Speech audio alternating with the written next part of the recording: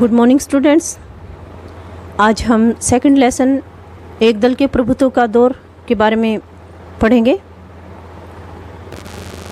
एक दल के प्रभुत्व का दौर का मतलब है कि एक ही दल का लंबे समय तक शासन रहना। वो एक दल कौन सा था? वो था कांग्रेस। कांग्रेस की स्थापना 1885 में A.O. ह्यूम के द्वारा की गई थी,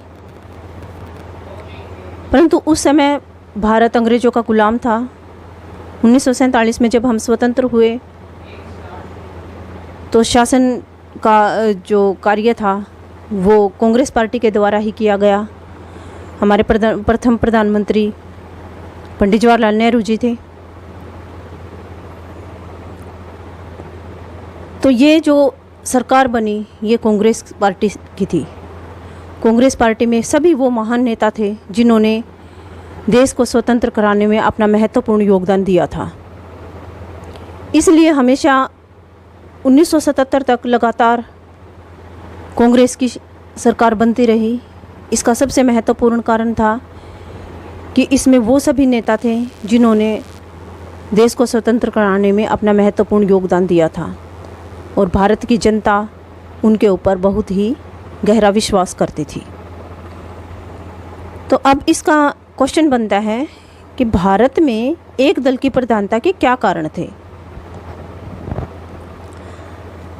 अब इसके कारण हम करते हैं। इसका पहला पॉइंट है कांग्रेस में सभी वर्गों का प्रतिनिधित्व था। यानी कि कांग्रेस पार्टी जो थी उसमें सभी वर्ग, चाहे कोई अमीर था चाहे कोई गरीब था, अलग अलग विचारधाराओं के, जैसे उग्रवादी विचारधारा, उदारवादी विचारधारा, दक्षिणपंथी विचारधारा, साम्यवादी विचारधारा या मध्यम वर्ग के नेताओं की विचारधारा थी। वो सभी लोग कांग्रेस में शामिल थे।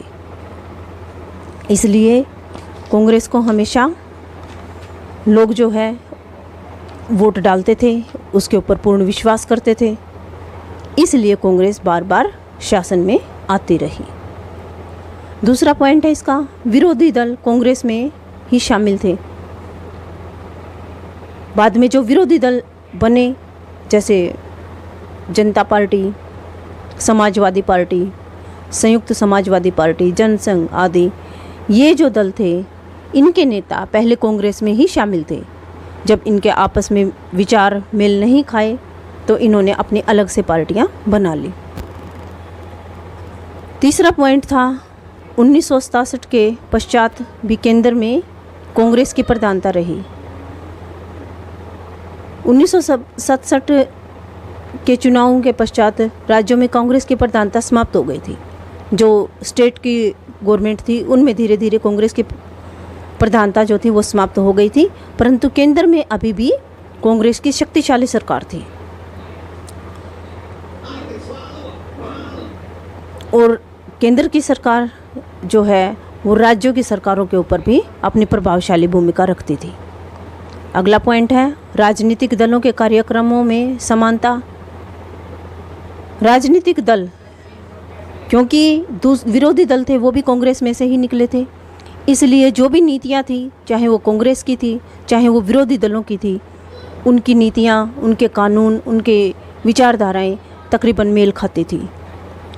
पांचवा पॉइंट हो गया इसका, गठबंधन सरकारों की असफलता। कांग्रेस के अलावा जब भी कोई दूसरे पार्टी की सरकार बनी, एक तो उनको पूर्ण बहुमत नहीं मिला। पूर्ण बहुमत न मिलने के कारण गठबंधन सरकारें बनी, और गठबंधन सरकार जब बनी तो वो पूरे 5 साल तक शासन नहीं कर पाई। इस प्रकार भारत में दोबारा से कांग्रेस का शासन शुरू हो गया। अगला पॉइंट है राजनीतिक दल बदल। दल बदल का क्या अर्थ है कि लोग जो है, जो नेता हैं, वो कभी इस दल में कभी उस दल में अपना जो है दल बदलते रहते हैं। तो 1967 में के आम चुनाव के पश्चात जो राजनीतिक दल बदल हुए उससे देश की जनता जो है नाराज़ हो गई और उन्होंने फिर कांग्रेस के ऊपर अपना विश्वास दिखाया और बार बार इसी तरह से कांग्रेस पार्टी की सरकार बनती रही। तो इस तरह से जो है कांग्रेस पार्टी जो है वो बार बार शासन में आती रही और उसकी प्रधानता का एक लंबा समय चला।